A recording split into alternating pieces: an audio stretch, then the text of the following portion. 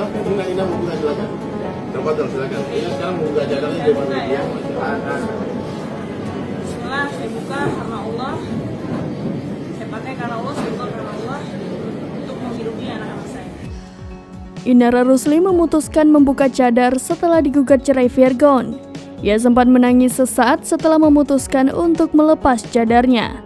Cadar itu dibuka Inara Rusli di sela menghadiri jumpa pers di Nara Senopati, Jalan Senopati Raya, Kebayoran Baru, Jakarta Selatan pada Kamis 18 Mei 2023 malam. Detik-detik saat membuka cadar, Inara kemudian mengucapkan niatnya melepas nikab karena Allah. Keputusan Inara Rusli membuka cadar lantaran ingin kembali bekerja mencari nafkah untuk anak-anaknya. Menurutnya, keputusan membuka cadar sebagai langkah darurat, sehingga ia meminta kepada publik agar tidak menghujat dirinya. Lantaran saat ini Inara tengah berjuang untuk mencari nafkah bagi anak-anaknya. Saat itu, Inara Rusli membuka cadarnya ditemani Ustadz Dery Sulaiman dan Richard Lee.